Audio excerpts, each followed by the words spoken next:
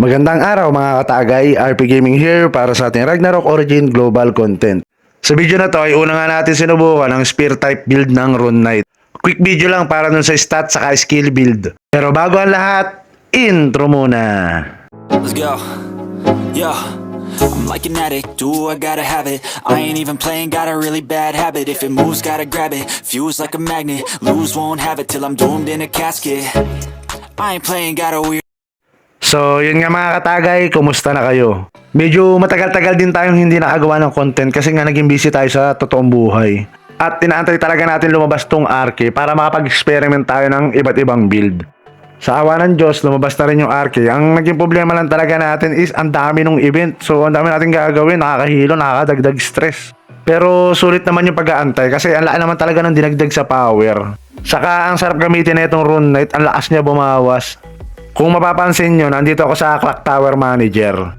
Naghahunt pa rin talaga tayo ng purple card. So nandito ako kasi kumpulan yung mga mobs. Isang Rain of Spear ko lang dyan, dalawang respawn na mobs yung nadadali niya. So magandang senyalis yan para dun sa paghahunt natin ng cards. Mas mabilis. Ito pala yung stat na ginamit ko dito mga katagay. STR99, AG90, tapos yung sobra sa lock ko na nilagay.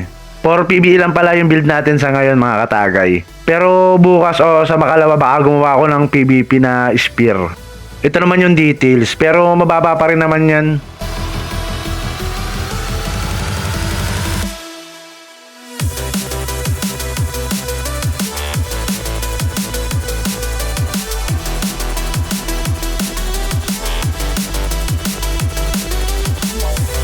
Sa ngayon, nasa 410 DP na tayo at nananatili pa rin tayong berhen. So, hindi pa rin tayo naglo-load hanggang sa ngayon.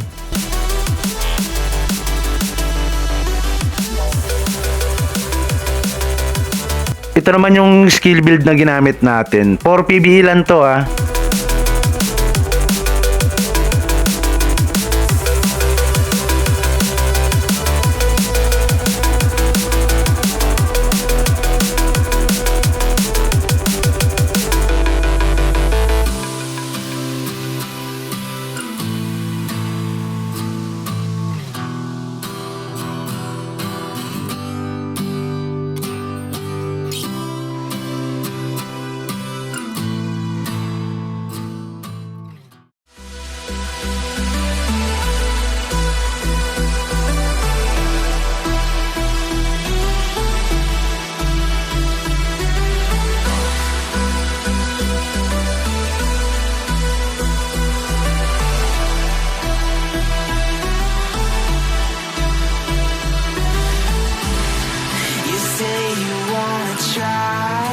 But you never do.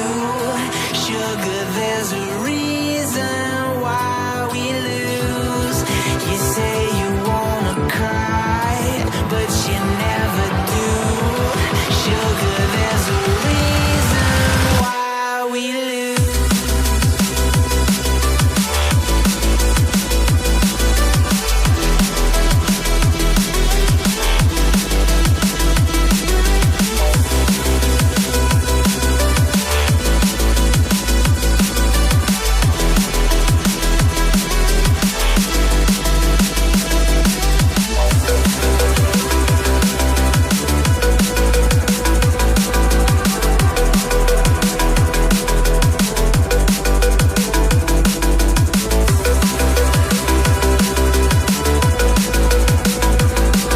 Sa Nebula pala mga katagay, inopen ko lang din yung mga nasa unahan pa lang. Siguro sa ibang topic na lang natin isa-isahin yan.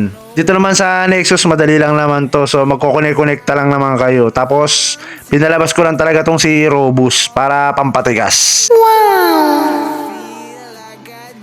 Sa item ko pala, same pa rin. Ang nagbago lang yung sa weapon kasi nakalance na tayo. Tapos ano pa ba? Paki-subscribe pala yung ating channel mga katagay. Inabot na tayo ng 2 AM. So, i-upload ko lang to. Tapos, magko-quest na ako. Hindi pa ako natatapos sa mga dailies eh. So, hanggang dito na lang mga katagay. Hanggang sa muli. Happy leveling. Salamat.